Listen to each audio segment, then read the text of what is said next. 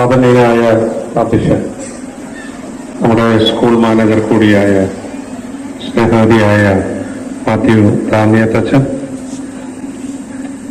നമ്മുടെ ഈ രൂപതയുടെ corporate assistant manager reverend doctor Christo Neriyamparambil,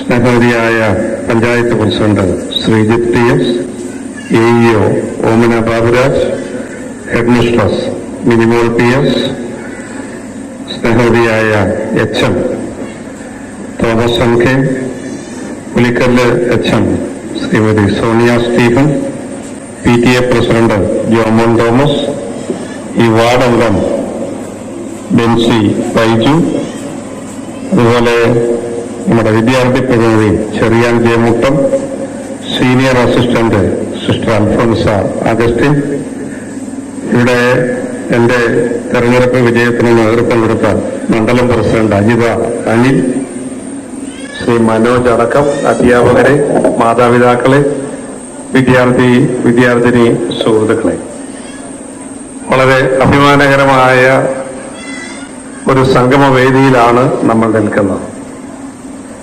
Manimala saint George ഹൈസ്കൂളിനെ സംബന്ധിച്ച്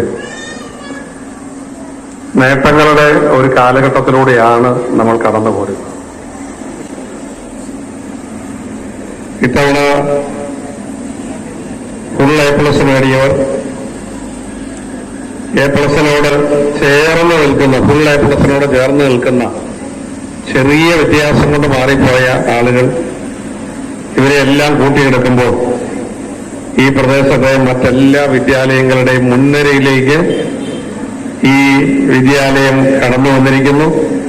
ഇവിടുത്തെ മാനേജ്മെന്റ്, അധ്യാപകർ, വിദ്യാർത്ഥിനികൾ, മാതാപിതാക്കൾ, ഇവരെല്ലാം കൃത്യമായി അഭിനന്ദിക്കാൻ ഞാൻ ഈ അവസരം വിനിയോഗിക്കട്ടെ. മണിമല എന്ന് പറയുന്ന ഈ ഗ്രാമം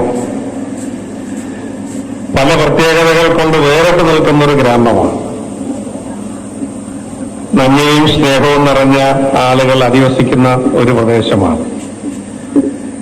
സാംസ്കാരികമായി വലിയ പിൻബലമുള്ള ചരിത്രമുള്ള ഒരു പ്രദേശമാണ്.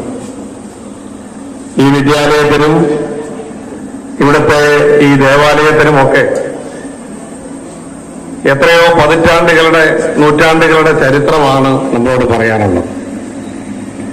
സത്യത്തിൽ മണിമല എന്ന് പറയുന്ന ഈ ഗ്രാമം ഇന്ന് നേടിയെടുത്ത എല്ലാ വളർച്ചയുടെയും പിന്നിൽ ഈ വിദ്യാലയത്തിന്റെ കയ്യൊപ്പുണ്ട് എന്നുള്ളത് ആർക്കാണ് നിഷേധിക്കാൻ കഴിയുക? അത് കേവലം പാഠപുസ്തകത്തിലെ അറിവുകൾ പകർന്നു കൊടുത്തു എന്നുള്ളത് മാത്രമാണോ? ഈ വിദ്യാലയത്തിൽ പഠിച്ച് പുറത്തിറങ്ങുന്ന കുട്ടികളുടെ മനസ്സിൽ അവരുടെ സർവതോന്മുഖമായ വ്യക്തിത്വ വികാസം മാത്രമല്ല, സ്നേഹവും കരുണയും സാഹോദര്യവും സമത്വവും നന്മയുടെ ഒരു വലിയ പ്രകാശം കൂടി ഹൃദയത്തിൽ കൊളുത്തിവെച്ചുകൊണ്ടാണ് ഈ വിദ്യാലയത്തിൽ നിന്ന് ഓരോ വിദ്യാർത്ഥിയെയും പുറത്തേക്ക് ഇവിടുത്തെ അധ്യാപകർ പറഞ്ഞയക്കുന്നത്. അപ്പൊ മണിമല എന്ന് പറയുന്ന ഈ പ്രദേശം, മണിമലയും എല്ലാവരും എല്ലാം ഉൾക്കൊള്ളുന്ന ഈ പ്രദേശത്ത് കാണുന്ന സാഹോദര്യവും സമത്വവും, ഇവിടെ കാണുന്ന ആളുകളിൽ കാണുന്ന ആ നന്മയുടെ ആ വലിയ പ്രകാശവുമെല്ലാം, അതിന്റെ എല്ലാം പിന്നിൽ ഈ വിദ്യാലയത്തിന് വലിയൊരു പങ്കുണ്ട് എന്നുള്ള കാര്യം നമുക്ക് ആർക്കും വിസ്മരിക്കാൻ കഴിയില്ല. യഥാർത്ഥത്തിൽ ഇതുപോലുള്ള വിദ്യാലയങ്ങളാണ് നമ്മുടെ നാടിന് നവോത്ഥാനം പകർന്നു നൽകിയത്. കേരള നവോത്ഥാനത്തെക്കുറിച്ച് പലരും പലതും പറയുന്നുണ്ടെങ്കിലും യഥാർത്ഥത്തിൽ നമ്മൾ നേടിയെടുത്ത നവോത്ഥാനം വിദ്യാഭ്യാസം കൊണ്ട് നേടിയെടുത്തതാണ്. കാരണം പള്ളിയോടൊപ്പം പള്ളിക്കൂടങ്ങൾ എന്ന ആശയം കേരളീയ സമൂഹത്തിന്റെ മനസ്സിലേക്ക് പകർന്നു കൊടുത്തത് ചവറ കുര്യാക്കോസ് ഏലിയാസ് അച്ഛനാണ്. പിന്നീട് സമൂഹം ഏറ്റെടുത്തു. കേരളത്തിലെ വിദ്യാലയങ്ങളിൽ ബഹുഭൂരിപക്ഷവും അങ്ങനെ ഉണ്ടായതാണ്. അവിടെ ജാതിയോ മതമോ ഒന്നും നോക്കാതെ അറിവ് നേടാൻ ആഗ്രഹിക്കുന്നവർക്കൊക്കെ അവിടെ അവസരം പകർന്നു കൊടുത്തു. സമൂഹത്തിലെ ഏറ്റവും ദുർബലരായ സമൂഹത്തിൽ എല്ലാവരാലും അവഗണിക്കപ്പെട്ട ദളിത് സമൂഹത്തെ പോലും ചേർത്ത് നിർത്തി അവർക്ക് അറിവ് പകർന്നു കൊടുത്തതും ഇതേ സ്ഥാപനങ്ങൾ തന്നെയാണ്. ആ അറിവിന്റെ അടിത്തറയിൽ നിന്നുകൊണ്ടാണ് ഈ കേരളം വിട്ട് കടന്നു പോകാനും ഈ രാജ്യം വിട്ട് കടന്നു പോകാനും ലോകം മുഴുവൻ പോയി ജീവിത വിജയം നേടാനും ആ ജീവിത വിജയത്തിന് തന്റെ നാടുമായി പങ്കുവെക്കാനും അതിലൂടെ ഈ നാടിന്റെ വളർച്ചയും കുടുംബത്തിന്റെ വളർച്ചയും സമൂഹത്തിന്റെ നന്മയും ഒക്കെ ലാക്കാക്കി പ്രവർത്തിക്കാനും പതിനായിരക്കണക്കിന് ആളുകൾക്ക് കഴിഞ്ഞു. ഇപ്പോൾ കേരളം നേടിയതെല്ലാം അതിന്റെ അടിത്തറയിൽ നിന്നുകൊണ്ടാണ്, വിദ്യാഭ്യാസ അടിത്തറയിൽ നിന്നുകൊണ്ടാണ്. കേരളത്തിൽ വൻകിട വ്യവസായങ്ങളോ തൊഴിലവസരങ്ങളോ ഒന്നും ഇന്ന് കേരളത്തിലില്ല. ഈ അടുത്ത കാലത്താണ് IT മേഖലയിൽ പോലും കുറച്ച് തൊഴിലവസരങ്ങൾ ഉണ്ടായത്. അപ്പോൾ കേരളത്തിന്റെ വളർച്ചയുടെ അടിത്തറ പകർന്നു നൽകിയ മഹത്തായ ഒരു പാരമ്പര്യത്തിൽ കാലൂന്നി നിന്നുകൊണ്ടാണ് ഈ വിദ്യാലയം മുന്നോട്ട് പോകുന്നത് എന്നുള്ളത് നമുക്കേറെ അഭിമാനിക്കാൻ കഴിയുന്ന ഒന്നാണ്. ഇവിടെ ഉന്നത വിജയം നേടിയ മുഴുവൻ കുട്ടികളെയും ഞാൻ അഭിനന്ദിക്കുകയാണ്. നിങ്ങളുടെ വിജയത്തിന് പിന്നിൽ നിങ്ങളുടെ കഠിനാധ്വാനമുണ്ട്, ഉറക്കമൊഴിഞ്ഞ രാത്രികളുണ്ട്, നിങ്ങളോടൊപ്പം ചേർന്ന് ഉറക്കമുളച്ചിരുന്ന് നിങ്ങൾ ഉറങ്ങാതെ കാത്തിരുന്ന് നിങ്ങളെ പഠിപ്പിച്ച നിങ്ങളുടെ അമ്മമാരുണ്ട്, നിങ്ങളുടെ കുടുംബാംഗങ്ങളുണ്ട്. നിങ്ങൾക്ക് വേണ്ടി സ്കൂളിലെ സമയം മാത്രമല്ല അതിനപ്പുറമുള്ള സമയവും മാറ്റിവെച്ച് നിങ്ങളുടെ നന്മയ്ക്ക് വേണ്ടി പ്രവർത്തിച്ച അധ്യാപക സമൂഹമുണ്ട്. ഇവരെല്ലാം കൂടിച്ചേർന്നതാണ് ഈ വലിയ വിജയം. ഈ വിജയത്തിന് നിങ്ങളെ അഭിനന്ദിക്കുമ്പോൾ അത് കേവലം ഒരു അഭിനന്ദനം മാത്രമല്ല, നാളുകളിൽ നിങ്ങളുടെ ജീവിതത്തിലേക്ക് മത്സരബുദ്ധിയോടുകൂടി കടന്നു ചെല്ലാൻ നിങ്ങൾക്ക് പകർന്നു നൽകുന്ന ആത്മവിശ്വാസവും പ്രചോദനവുമാണ്. താഴെയിരിക്കുന്ന കൂട്ടുകാർക്കും ഈ അഭിനന്ദനം ഏറ്റുവാങ്ങാനുള്ളൊരു പ്രചോദനം അവരുടെ മനസ്സിലേക്ക് പകർന്ന് കൊടുക്കുകയാണ്. കാരണം മത്സരങ്ങളുടെ ഒരു ലോകത്തിലേക്ക് നിങ്ങൾ കടന്നു പോവുകയാണ്. പഴയ കാലഘട്ടത്തിൽ നിന്ന് എത്രയോ മാറിയ ഒരു കാലഘട്ടത്തിലൂടെയാണ് നമ്മൾ മുന്നോട്ട് പോകുന്നത്. ഇന്ന് ഒരു വ്യക്തിക്കാണ് പ്രാധാന്യം, അവന്റെ കഴിവുകൾ, അവന്റെ നേട്ടങ്ങൾ, അവന്റെ സംഭാവനകൾ, അത് മാത്രമാണ് ഇന്ന് രാഷ്ട്രങ്ങളുടെയും സമൂഹത്തിന്റെയും ടെക്നോളജിയുടെയും ഒക്കെ നേട്ടത്തിൽ ഇന്ന് കോറിയിടപ്പെടുന്നത്. കാരണം നമ്മൾ ജീവിക്കുന്നത് ടെക്നോളജി യുഗത്തിലാണ്. അനുദിനം മാറ്റങ്ങൾ കൊടുങ്കാറ്റ് പോലെ വന്നുകൊണ്ടിരിക്കുകയാണ്. ഇന്നലെ ആധുനികമെന്ന് പറയുന്ന ഇന്ന് പഴഞ്ചനാകുന്നു, ഇന്ന് അത്യന്താധുനികമെന്ന് പറയുന്ന കാര്യങ്ങൾ നാളെ പഴഞ്ചനാകുന്നു. എല്ലാ ദിവസവും പുതിയ പുതിയ കണ്ടുപിടുത്തങ്ങൾ, പുതിയ ഇന്നോവേഷനുകൾ, പുതിയ പുതിയ ഡോക്ടറേറ്റുകൾ, സമൂഹത്തിൽ ഇങ്ങനെ മാറ്റങ്ങൾ ഇങ്ങനെ ഉണ്ടായിക്കൊണ്ടേയിരിക്കുകയാണ്. ഈ മാറ്റങ്ങളുടെ എല്ലാം പിന്നിൽ നിങ്ങളെപ്പോലുള്ള പുതിയ തലമുറയാണ്. അവരുടെ കണ്ടുപിടുത്തങ്ങളാണ്, അവരുടെ കഠിനാധ്വാനവും അവരുടെ സമർപ്പണവുമാണ്. അതുകൊണ്ട് ലോകം ഇന്ന് ഏറ്റവും കൂടുതൽ പ്രാധാന്യം കൊടുക്കുന്നത് പുതിയ തലമുറയ്ക്ക് ഏറ്റവും മികവാർന്ന വിദ്യാഭ്യാസം പകർന്നു നൽകുക എന്നുള്ളതിലാണ്.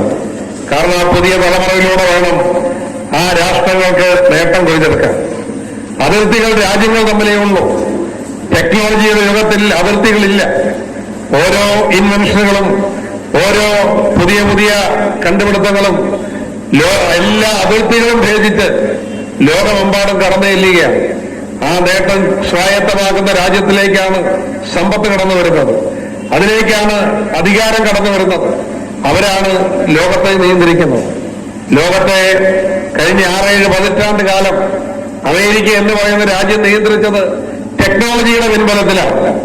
ലോകത്തുണ്ടായ ഈ 6-7 പതിറ്റാണ്ടുകൾ ലോകത്തുണ്ടായ പുതിയ ഇന്നോവേഷനുകൾ, PhD തീസിസുകൾ, ഡോക്ടറേറ്റുകൾ, ടെക്നോളജി രംഗത്തുണ്ടായ വിസ്ഫോടനകരമായ നേട്ടങ്ങൾ, ഇതെല്ലാം എടുത്ത് നമ്മൾ നോക്കുമ്പോൾ അതിന്റെ 85% രൂപം കൊണ്ടത് അമേരിക്കൻ സർവകലാശാലകളിലാണ്.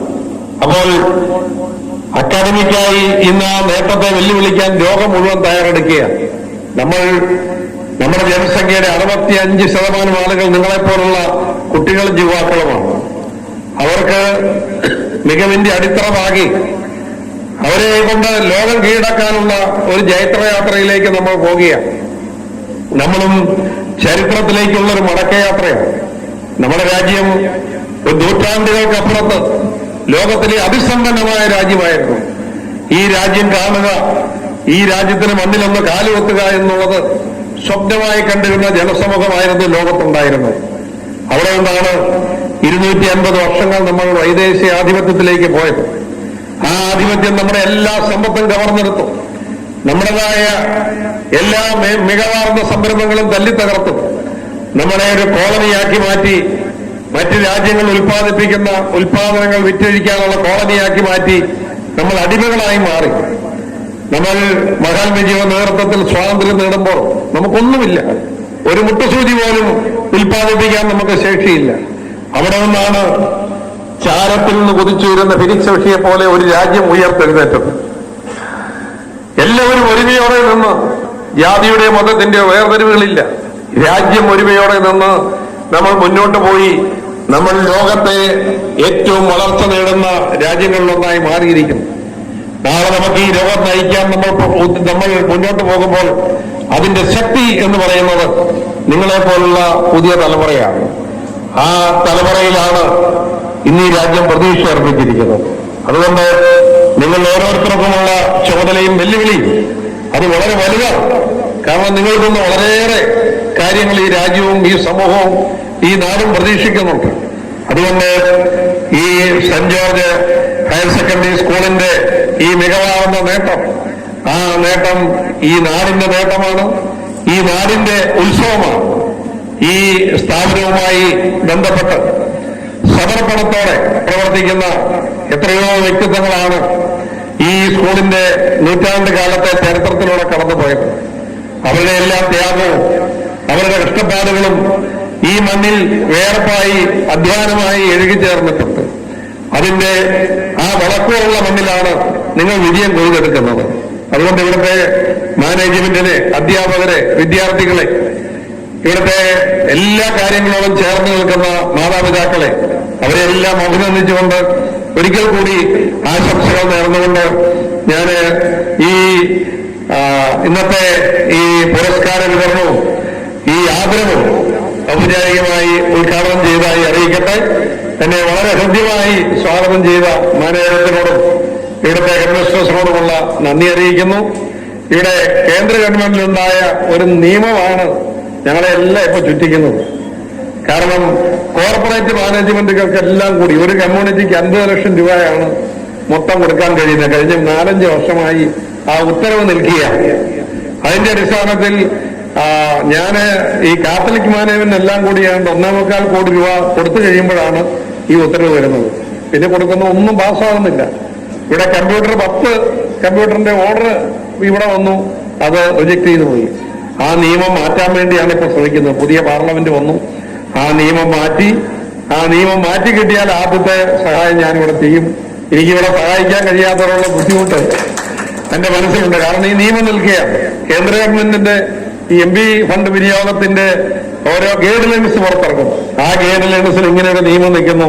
അതുകൊണ്ട് കാത്തലിക് കമ്മ്യൂണിറ്റിയെ മാത്രമല്ല, ഒരു കമ്മ്യൂണിറ്റിയെ സഹായിക്കാൻ കഴിയാത്തവർ എല്ലാവർക്കും ഈ 5-ന്റെ മുകളിൽ കൊടുത്തു കഴിഞ്ഞു. നമ്മുടെ മിക്കവാറുമുള്ള സ്കൂളുകളിലൊക്കെ 5 വർഷം മുമ്പ് തന്നെ ഇത്രയും കാര്യങ്ങൾ പൂർത്തീകരിച്ചിരുന്നു.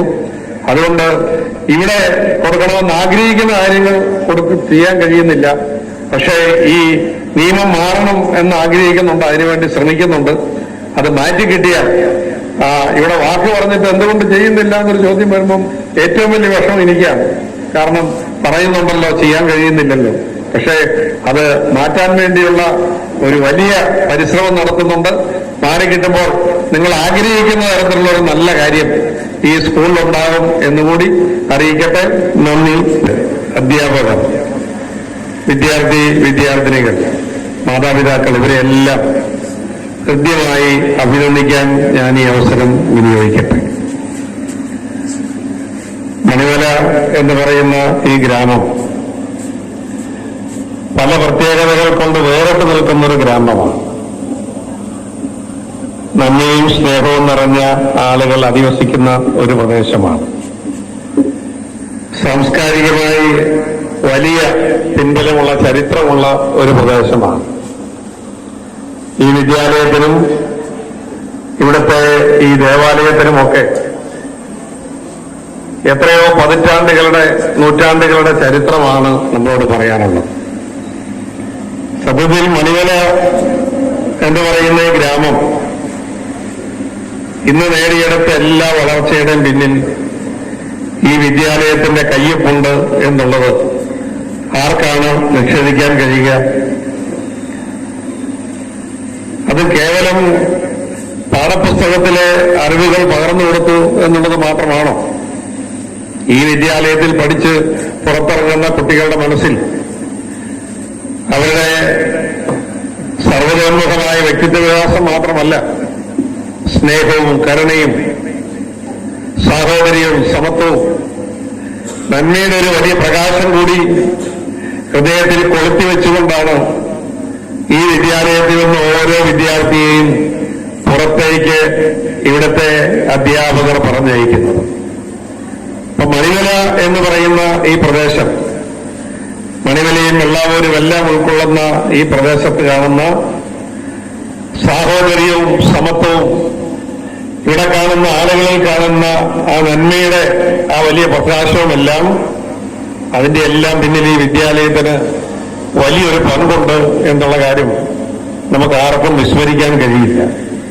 യഥാർത്ഥത്തിൽ ഇതുപോലുള്ള വിദ്യാലയങ്ങളാണ് നമ്മുടെ നാടിന് നവോത്ഥാനം പകർന്നു നൽകിയത്. കേരള നവോത്ഥാനത്തെക്കുറിച്ച് പലരും പലതും പറയുന്നുണ്ടെങ്കിലും യഥാർത്ഥത്തിൽ നമ്മൾ നേടിയെടുത്ത നവോത്ഥാനം വിദ്യാഭ്യാസം കൊണ്ട് നേടിയെടുത്തതാണ്. കാരണം പള്ളിയോടൊപ്പം പള്ളിക്കൂടങ്ങൾ എന്ന ആശയം കേരളീയ സമൂഹത്തിന്റെ മനസ്സിലേക്ക് പകർന്നു കൊടുത്തത് ചവറ കുര്യാക്കോസ് ഏലിയാസ് അച്ഛനാണ്. പിന്നീട് സമൂഹം ഏറ്റെടുത്തു.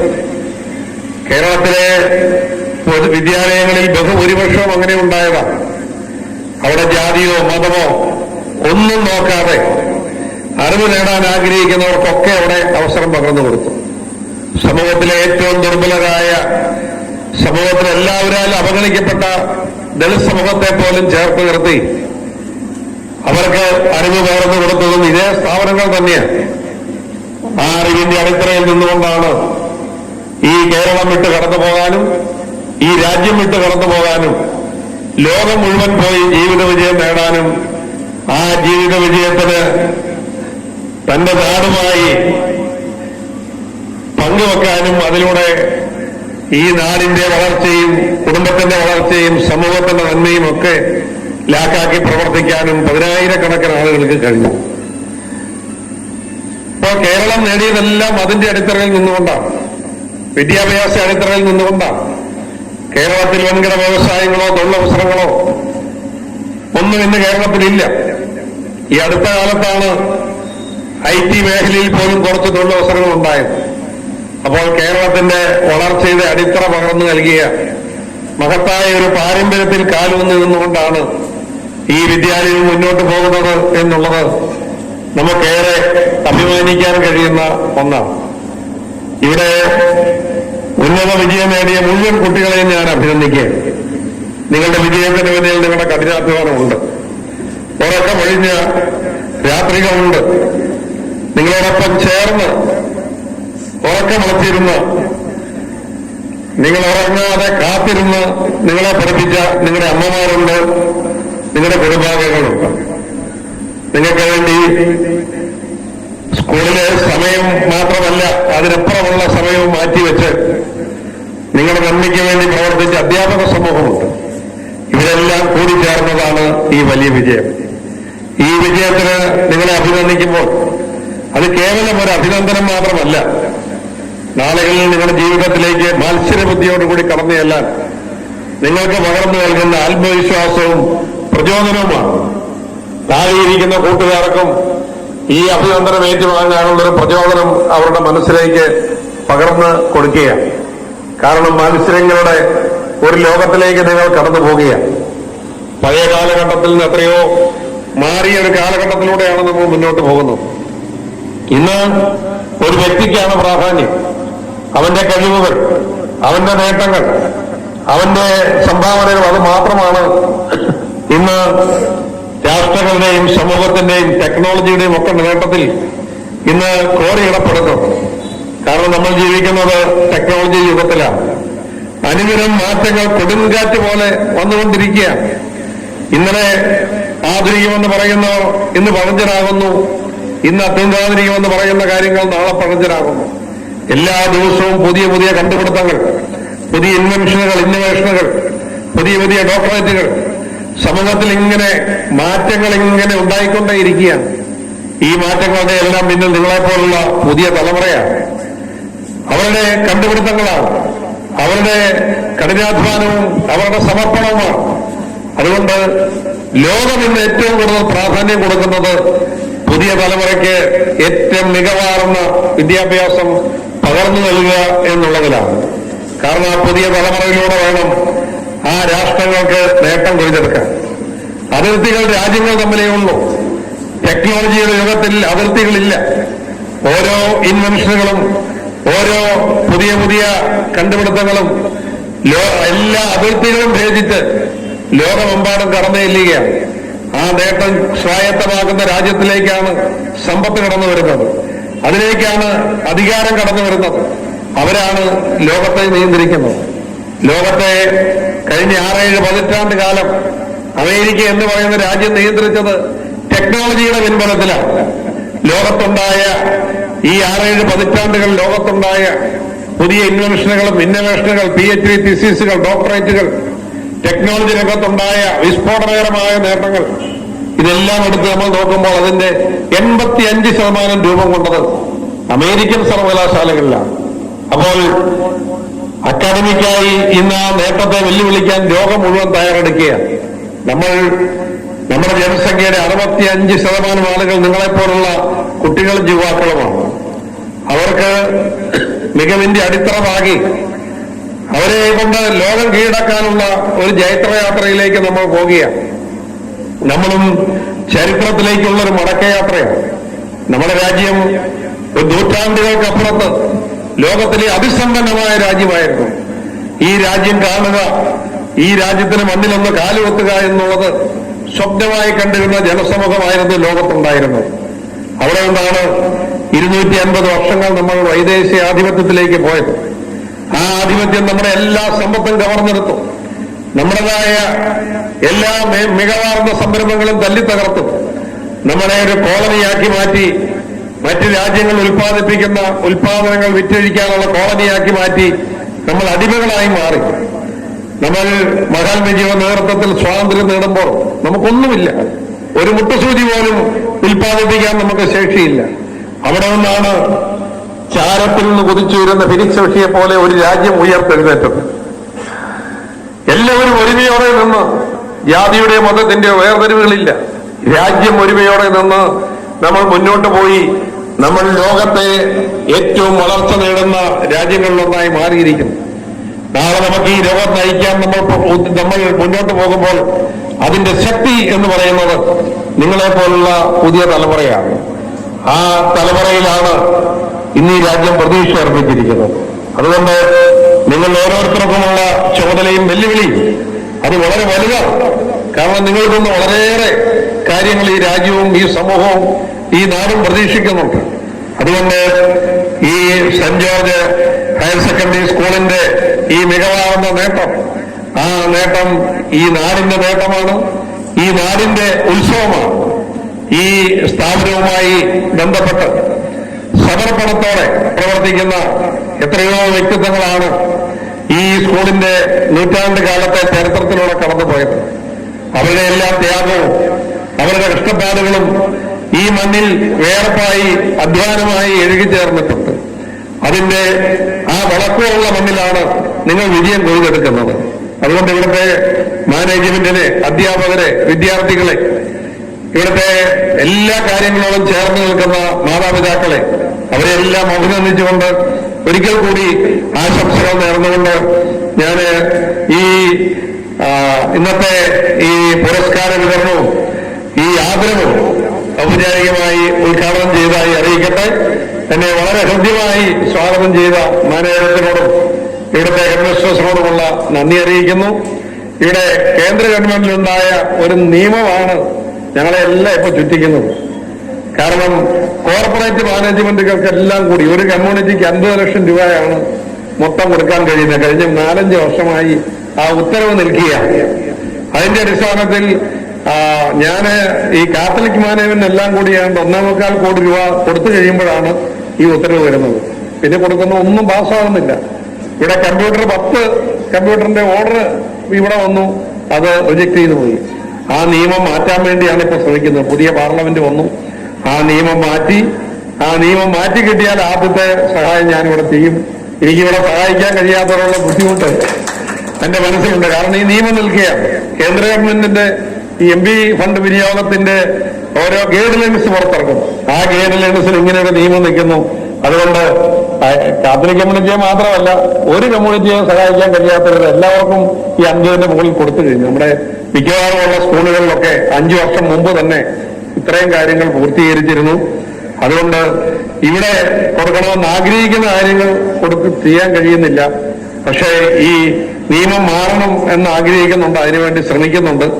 അത് മാറ്റി കിട്ടിയാൽ ഇവിടെ വാക്ക് പറഞ്ഞിട്ട് എന്തുകൊണ്ട് ചെയ്യുന്നില്ല എന്നൊരു ചോദ്യം വരുമ്പം ഏറ്റവും വലിയ വിഷമം എനിക്കാണ്. കാരണം പറയുന്നുണ്ടല്ലോ, ചെയ്യാൻ കഴിയുന്നില്ലല്ലോ. പക്ഷേ അത് മാറ്റാൻ വേണ്ടിയുള്ള ഒരു വലിയ പരിശ്രമം നടത്തുന്നുണ്ട്. മാറിക്കിട്ടുമ്പോൾ നിങ്ങൾ ആഗ്രഹിക്കുന്ന തരത്തിലുള്ള ഒരു നല്ല കാര്യം ഈ സ്കൂളിലുണ്ടാകും എന്നുകൂടി അറിയിക്കട്ടെ. നന്ദി.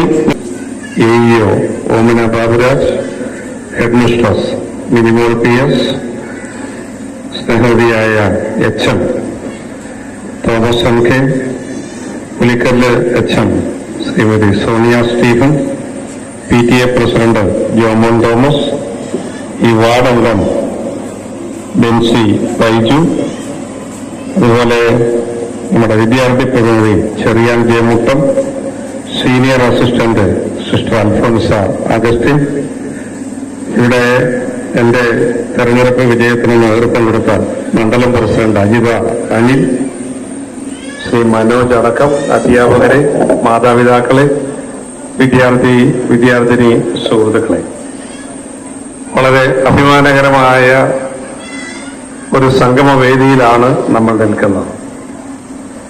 മണിമല സെന്റ് ജോർജ് ഹൈസ്കൂളിനെ സംബന്ധിച്ച് നേട്ടങ്ങളുടെ ഒരു കാലഘട്ടത്തിലൂടെയാണ് നമ്മൾ കടന്നു പോരുന്നത്. ഇത്തവണ ഫുൾ A+ നേടിയവർ, A+നോട് ചേർന്ന് നിൽക്കുന്ന, ഫുൾ A+നോട് ചേർന്ന് നിൽക്കുന്ന ചെറിയ വ്യത്യാസം കൊണ്ട് മാറിപ്പോയ ആളുകൾ, ഇവരെല്ലാം കൂട്ടിയെടുക്കുമ്പോൾ ഈ പ്രദേശത്തെ മറ്റെല്ലാ വിദ്യാലയങ്ങളുടെയും മുൻനിരയിലേക്ക് ഈ വിദ്യാലയം കടന്നു വന്നിരിക്കുന്നു. ഇവിടുത്തെ മാനേജ്മെന്റ്, അധ്യാപകർ, വിദ്യാർത്ഥിനികൾ, മാതാപിതാക്കൾ, ഇവരെല്ലാം കൃത്യമായി അഭിനന്ദിക്കാൻ ഞാൻ ഈ അവസരം വിനിയോഗിക്കട്ടെ. മണിമല എന്ന് പറയുന്ന ഈ ഗ്രാമം പല പ്രത്യേകതകൾ കൊണ്ട് വേറിട്ട് നിൽക്കുന്ന ഒരു ഗ്രാമമാണ്. നന്ദിയും സ്നേഹവും നിറഞ്ഞ ആളുകൾ അധിവസിക്കുന്ന ഒരു പ്രദേശമാണ്. സാംസ്കാരികമായി വലിയ പിൻബലമുള്ള ചരിത്രമുള്ള ഒരു പ്രദേശമാണ്. ഈ വിദ്യാലയത്തിനും ഇവിടുത്തെ ഈ ദേവാലയത്തിനുമൊക്കെ എത്രയോ നൂറ്റാണ്ടുകളുടെ ചരിത്രമാണ് നമ്മളോട് പറയാനുള്ളത്. സത്യത്തിൽ മണിമല എന്ന് പറയുന്ന ഈ ഗ്രാമം ഇന്ന് നേടിയെടുത്ത എല്ലാ വളർച്ചയുടെയും പിന്നിൽ ഈ വിദ്യാലയത്തിന്റെ കയ്യൊപ്പുണ്ട് എന്നുള്ളത് ആർക്കാണ് നിഷേധിക്കാൻ കഴിയുക? അത് കേവലം പാഠപുസ്തകത്തിലെ അറിവുകൾ പകർന്നു കൊടുത്തു എന്നുള്ളത് മാത്രമാണോ? ഈ വിദ്യാലയത്തിൽ പഠിച്ച് പുറത്തിറങ്ങുന്ന കുട്ടികളുടെ മനസ്സിൽ അവരുടെ സർവ്വതോന്മുഖമായ വ്യക്തിത്വ വികാസം മാത്രമല്ല, സ്നേഹവും കരുണയും സാഹോദര്യവും സമത്വവും നന്മയുടെ ഒരു വലിയ പ്രകാശം കൂടി ഹൃദയത്തിൽ കൊളുത്തിവെച്ചുകൊണ്ടാണ് ഈ വിദ്യാലയത്തിൽ നിന്ന് ഓരോ വിദ്യാർത്ഥിയെയും പുറത്തേക്ക് ഇവിടുത്തെ അധ്യാപകർ പറഞ്ഞയക്കുന്നത്. അപ്പൊ മണിമല എന്ന് പറയുന്ന ഈ പ്രദേശം, മണിമലയും എല്ലാവരും എല്ലാം ഉൾക്കൊള്ളുന്ന ഈ പ്രദേശത്ത് കാണുന്ന സാഹോദര്യവും സമത്വവും, ഇവിടെ കാണുന്ന ആളുകളിൽ കാണുന്ന ആ നന്മയുടെ ആ വലിയ പ്രകാശവുമെല്ലാം അതിന്റെ എല്ലാം പിന്നിൽ ഈ വിദ്യാലയത്തിന് വലിയൊരു പങ്കുണ്ട് എന്നുള്ള കാര്യം നമുക്ക് ആർക്കും വിസ്മരിക്കാൻ കഴിയില്ല. യഥാർത്ഥത്തിൽ ഇതുപോലുള്ള വിദ്യാലയങ്ങളാണ് നമ്മുടെ നാടിന് നവോത്ഥാനം പകർന്നു നൽകിയത്. കേരള നവോത്ഥാനത്തെക്കുറിച്ച് പലരും പലതും പറയുന്നുണ്ടെങ്കിലും യഥാർത്ഥത്തിൽ നമ്മൾ നേടിയെടുത്ത നവോത്ഥാനം വിദ്യാഭ്യാസം കൊണ്ട് നേടിയെടുത്തതാണ്. കാരണം പള്ളിയോടൊപ്പം പള്ളിക്കൂടങ്ങൾ എന്ന ആശയം കേരളീയ സമൂഹത്തിന്റെ മനസ്സിലേക്ക് പകർന്നു കൊടുത്തത് ചവറ കുര്യാക്കോസ് ഏലിയാസ് അച്ഛനാണ്. പിന്നീട് സമൂഹം ഏറ്റെടുത്തു. കേരളത്തിലെ പൊതുവിദ്യാലയങ്ങളിൽ ബഹുഭൂരിപക്ഷവും അങ്ങനെ ഉണ്ടായതാണ്. അവിടെ ജാതിയോ മതമോ ഒന്നും നോക്കാതെ അറിവ് നേടാൻ ആഗ്രഹിക്കുന്നവർക്കൊക്കെ അവിടെ അവസരം പകർന്നു കൊടുത്തു. സമൂഹത്തിലെ ഏറ്റവും ദുർബലരായ, സമൂഹത്തിൽ എല്ലാവരാലും അവഗണിക്കപ്പെട്ട ദളിത് സമൂഹത്തെ പോലും ചേർത്ത് നിർത്തി അവർക്ക് അറിവ് പകർന്നു കൊടുത്തതും ഇതേ സ്ഥാപനങ്ങൾ തന്നെയാണ്. ആ അറിവിന്റെ അടിത്തറയിൽ നിന്നുകൊണ്ടാണ് ഈ കേരളം വിട്ട് കടന്നു പോകാനും ഈ രാജ്യം വിട്ട് കടന്നു പോകാനും ലോകം മുഴുവൻ പോയി ജീവിത വിജയം നേടാനും ആ ജീവിത വിജയത്തിന് തന്റെ നാടുമായി പങ്കുവെക്കാനും അതിലൂടെ ഈ നാടിന്റെ വളർച്ചയും കുടുംബത്തിന്റെ വളർച്ചയും സമൂഹത്തിന്റെ നന്മയും ഒക്കെ ലാക്കാക്കി പ്രവർത്തിക്കാനും പതിനായിരക്കണക്കിന് ആളുകൾക്ക് കഴിഞ്ഞു. ഇപ്പോൾ കേരളം നേടിയതെല്ലാം അതിന്റെ അടിത്തറയിൽ നിന്നുകൊണ്ടാണ്, വിദ്യാഭ്യാസ അടിത്തറയിൽ നിന്നുകൊണ്ടാണ്. കേരളത്തിൽ വൻകിട വ്യവസായങ്ങളോ തൊഴിലവസരങ്ങളോ ഒന്നും ഇന്ന് കേരളത്തിലില്ല. ഈ അടുത്ത കാലത്താണ് IT മേഖലയിൽ പോലും കുറച്ച് തൊഴിലവസരങ്ങൾ ഉണ്ടായത്. അപ്പോൾ കേരളത്തിന്റെ വളർച്ചയുടെ അടിത്തറ പകർന്നു നൽകിയ മഹത്തായ ഒരു പാരമ്പര്യത്തിൽ കാലൂന്നി നിന്നുകൊണ്ടാണ് ഈ വിദ്യാലയം മുന്നോട്ട് പോകുന്നത് എന്നുള്ളത് നമുക്കേറെ അഭിമാനിക്കാൻ കഴിയുന്ന ഒന്നാണ്. ഇവിടെ ഉന്നത വിജയം നേടിയ മുഴുവൻ കുട്ടികളെയും ഞാൻ അഭിനന്ദിക്കുകയാണ്. നിങ്ങളുടെ വിജയത്തിന് പിന്നിൽ നിങ്ങളുടെ കഠിനാധ്വാനമുണ്ട്, ഉറക്കമൊഴിഞ്ഞ രാത്രികളുണ്ട്, നിങ്ങളോടൊപ്പം ചേർന്ന് ഉറക്കമളച്ചിരുന്ന് നിങ്ങൾ ഉറങ്ങാതെ കാത്തിരുന്ന് നിങ്ങളെ പഠിപ്പിച്ച നിങ്ങളുടെ അമ്മമാരുണ്ട്, നിങ്ങളുടെ കുടുംബാംഗങ്ങളുണ്ട്. നിങ്ങൾക്ക് വേണ്ടി സ്കൂളിലെ സമയം മാത്രമല്ല അതിനപ്പുറമുള്ള സമയവും മാറ്റിവെച്ച് നിങ്ങളുടെ നന്മയ്ക്ക് വേണ്ടി പ്രവർത്തിച്ച അധ്യാപക സമൂഹമുണ്ട്. ഇവരെല്ലാം കൂടിച്ചേർന്നതാണ് ഈ വലിയ വിജയം. ഈ വിജയത്തിന് നിങ്ങളെ അഭിനന്ദിക്കുമ്പോൾ അത് കേവലം ഒരു അഭിനന്ദനം മാത്രമല്ല, നാളുകളിൽ നിങ്ങളുടെ ജീവിതത്തിലേക്ക് മത്സരബുദ്ധിയോടുകൂടി കടന്നു ചെല്ലാൻ നിങ്ങൾക്ക് പകർന്നു നൽകുന്ന ആത്മവിശ്വാസവും പ്രചോദനവുമാണ്.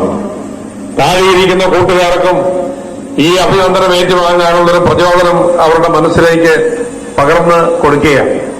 കാരണം മത്സരങ്ങളുടെ ഒരു ലോകത്തിലേക്ക് നിങ്ങൾ കടന്നു പോകുകയാണ്. പഴയ കാലഘട്ടത്തിൽ നിന്ന് എത്രയോ മാറിയ ഒരു കാലഘട്ടത്തിലൂടെയാണ് നമ്മൾ മുന്നോട്ട് പോകുന്നത്. ഇന്ന് ഒരു വ്യക്തിക്കാണ് പ്രാധാന്യം. അവന്റെ കഴിവുകൾ, അവന്റെ നേട്ടങ്ങൾ, അവന്റെ സംഭാവനകൾ, അത് മാത്രമാണ് ഇന്ന് രാഷ്ട്രങ്ങളുടെയും സമൂഹത്തിന്റെയും ടെക്നോളജിയുടെയും ഒക്കെ നേട്ടത്തിൽ ഇന്ന് കോറിയിടപ്പെടുന്നത്. കാരണം നമ്മൾ ജീവിക്കുന്നത് ടെക്നോളജി യുഗത്തിലാണ്. അനുദിനം മാറ്റങ്ങൾ കൊടുങ്കാറ്റ് പോലെ വന്നുകൊണ്ടിരിക്കുകയാണ്. ഇന്നലെ ആധുനികമെന്ന് പറയുന്നവർ ഇന്ന് പഴഞ്ചനാകുന്നു, ഇന്ന് അത്യന്താധുനികമെന്ന് പറയുന്ന കാര്യങ്ങൾ നാളെ പഴഞ്ചനാകുന്നു. എല്ലാ ദിവസവും പുതിയ പുതിയ കണ്ടുപിടുത്തങ്ങൾ, പുതിയ ഇന്നോവേഷനുകൾ, പുതിയ പുതിയ ഡോക്ടറേറ്റുകൾ, സമൂഹത്തിൽ ഇങ്ങനെ മാറ്റങ്ങൾ ഇങ്ങനെ ഉണ്ടായിക്കൊണ്ടേയിരിക്കുകയാണ്. ഈ മാറ്റങ്ങളുടെ എല്ലാം പിന്നിൽ നിങ്ങളെപ്പോലുള്ള പുതിയ തലമുറയാണ്. അവരുടെ കണ്ടുപിടുത്തങ്ങളാണ്, അവരുടെ കഠിനാധ്വാനവും അവരുടെ സമർപ്പണവുമാണ്. അതുകൊണ്ട് ലോകം ഇന്ന് ഏറ്റവും കൂടുതൽ പ്രാധാന്യം കൊടുക്കുന്നത് പുതിയ തലമുറയ്ക്ക് ഏറ്റവും മികവാർന്ന വിദ്യാഭ്യാസം പകർന്നു നൽകുക എന്നുള്ളതിലാണ്. കാരണം ആ പുതിയ തലമുറയിലൂടെ വേണം ആ രാഷ്ട്രങ്ങൾക്ക് നേട്ടം കൊയ്തെടുക്കാൻ. അതിർത്തികൾ രാജ്യങ്ങൾ തമ്മിലേ ഉള്ളൂ. ടെക്നോളജിയുടെ യുഗത്തിൽ അതിർത്തികളില്ല. ഓരോ ഇൻവെൻഷനുകളും ഓരോ പുതിയ പുതിയ കണ്ടുപിടുത്തങ്ങളും എല്ലാ അതിർത്തികളും ഭേദിച്ച് ലോകമെമ്പാടും കടന്നു ചെല്ലുകയാണ്. ആ നേട്ടം സ്വായത്തമാക്കുന്ന രാജ്യത്തിലേക്കാണ് സമ്പത്ത് കടന്നു വരുന്നത്, അതിലേക്കാണ് അധികാരം കടന്നു വരുന്നത്. അവരാണ് ലോകത്തെ നിയന്ത്രിക്കുന്നത്. ലോകത്തെ കഴിഞ്ഞ 6-7 പതിറ്റാണ്ട് കാലം അമേരിക്ക എന്ന് പറയുന്ന രാജ്യം നിയന്ത്രിച്ചത് ടെക്നോളജിയുടെ പിൻബലത്തിലാണ്. ലോകത്തുണ്ടായ ഈ 6-7 പതിറ്റാണ്ടുകൾ ലോകത്തുണ്ടായ പുതിയ ഇന്നോവേഷനുകൾ, PhD തീസിസുകൾ, ഡോക്ടറേറ്റുകൾ, ടെക്നോളജി രംഗത്തുണ്ടായ വിസ്ഫോടനകരമായ നേട്ടങ്ങൾ, ഇതെല്ലാം എടുത്ത് നമ്മൾ നോക്കുമ്പോൾ അതിന്റെ 85% രൂപം കൊണ്ടത് അമേരിക്കൻ സർവകലാശാലകളിലാണ്. അപ്പോൾ അക്കാദമിക്കായി ഇന്ന് ആ നേട്ടത്തെ വെല്ലുവിളിക്കാൻ ലോകം മുഴുവൻ തയ്യാറെടുക്കുകയാണ്. നമ്മുടെ ജനസംഖ്യയുടെ 65% ആളുകൾ നിങ്ങളെപ്പോലുള്ള കുട്ടികളും യുവാക്കളുമാണ്. അവർക്ക് മികവിന്റെ അടിത്തറ പാകി അവരെ കൊണ്ട് ലോകം കീഴടക്കാനുള്ള ഒരു ജൈത്രയാത്രയിലേക്ക് നമ്മൾ പോകുകയാണ്. നമ്മളും ചരിത്രത്തിലേക്കുള്ള ഒരു മടക്കയാത്രയാണ്. നമ്മുടെ രാജ്യം ഒരു നൂറ്റാണ്ടുകൾക്കപ്പുറത്ത് ലോകത്തിലെ അതിസമ്പന്നമായ രാജ്യമായിരുന്നു. ഈ രാജ്യം കാണുക, ഈ രാജ്യത്തിന് മണ്ണിലൊന്ന് കാലുവെത്തുക എന്നുള്ളത് സ്വപ്നമായി കണ്ടിരുന്ന ജനസമൂഹമായിരുന്നു ലോകത്തുണ്ടായിരുന്നത്. അവിടെ നിന്നാണ് 250 വർഷങ്ങൾ നമ്മൾ വൈദേശിക ആധിപത്യത്തിലേക്ക് പോയത്. ആ ആധിപത്യം നമ്മുടെ എല്ലാ സമ്പത്തും കവർന്നെടുത്തു. നമ്മുടേതായ എല്ലാ മികവാർന്ന സംരംഭങ്ങളും തല്ലിത്തകർത്തു. നമ്മളെ ഒരു കോളനിയാക്കി മാറ്റി, മറ്റ് രാജ്യങ്ങൾ ഉൽപ്പാദിപ്പിക്കുന്ന ഉൽപാദനങ്ങൾ വിറ്റഴിക്കാനുള്ള കോളനിയാക്കി മാറ്റി നമ്മൾ അടിമകളായി മാറി.